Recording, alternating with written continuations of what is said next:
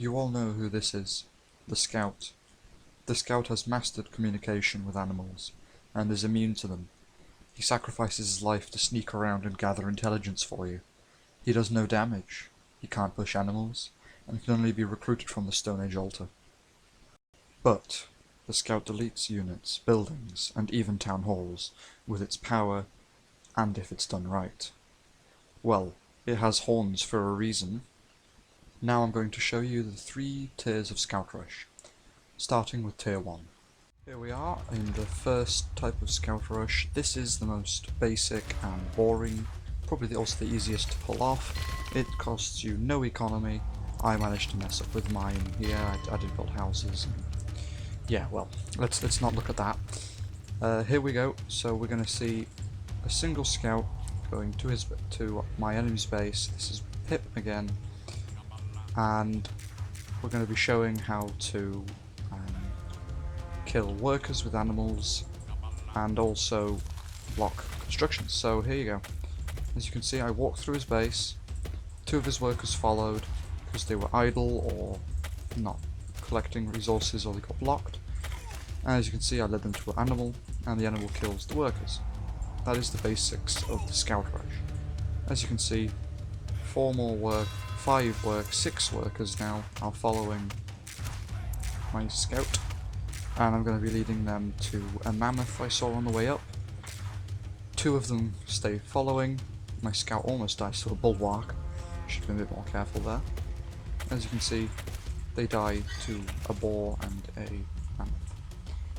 So I'm going to speed it up a little bit and let you watch for a few minutes.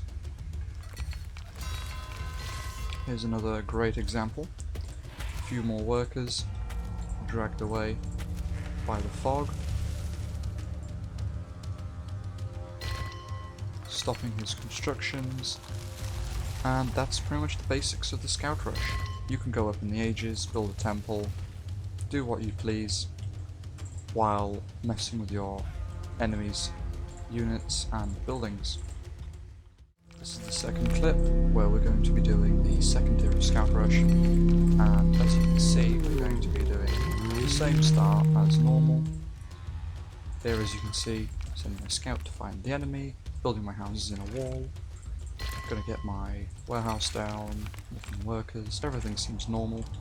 In this strategy it takes a lot more concentration and micro, as you have 6 or 7 scouts to send around the enemy's base to harass and bring him into animals and so on. As you can see, just building my houses, he's found me, I have found him. There you can see my scout gets stuck. He's also building his houses normally. I start going up to I start building my temple, so I can show that this also works in the next stages. And as you can see, this is Tier 1 Scout Rush. Blocking his constructions, I'm assuming he was building here, so I was walking around here, stopping these 2 workers, which then in turn made them follow this scout. As you can see, I'm going to lead this enemy's workers to the shoreline, where there will probably be crocodiles and so on. I've also started making scouts. My temple is halfway complete. This means that I will be able to go up the ages and keep harassing his workers. This is obviously really overpowered and should be nerfed, but nothing compared to what's coming next in the next clip. I'm going to speed it up a little bit and give you a bird's eye view of what's going to be happening here. As you can see, you've got my scout here leading his warriors over into the fog so that he loses them and doesn't have time to attack me. He's building more houses in a wall. He's got almost full pop now. He's also chasing my scouts around with his workers. I'm leading them into tigers, crocodiles. Shift clicking works really well if you just shift click around your base. That works brilliantly. As you can see, he can't see my scouts. He can also not see the animals. He has a pretty bad spawn here, I'd say. Very close to the water and kind of closed in. As you can see, these 2 balls decimate his workers over there. Over here he lost even more workers. to crocodiles and so on. And now we're going to move on to the final and the most powerful, the legendary Scout Rush. Alright, now we're moving on to the legendary Scout Rush, the most powerful version and the most difficult way of doing it. Here you can see my point of view, and we're going up against Pip, who is going to be helping me demonstrate how powerful this Scout Rush really is. With this strategy, all you want to do is get 16 houses for full population, have enough workers to collect around 1,000 to 2,000 wood, then kill all your woodworkers or send them around to hunt for cows, boars, and mammoths, maybe even a deer if you can catch up with it or something. And this strategy will work against anyone who, as long as you can survive this long. As you can see here, I'm using these bulwarks, leading animals in, killing them. As you can see here in a second, this boar is led to its death. There you go. I now have over 27 scouts, collecting meat from here.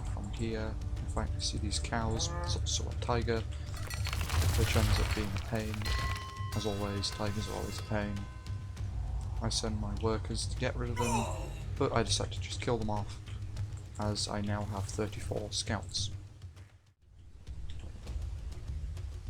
Here is the scouts moving towards his base.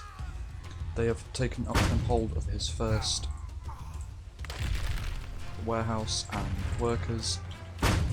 His trebuchets are defending the best they can. Flamethrowers are firing, falling back. As you can see, the scouts cannot be stopped.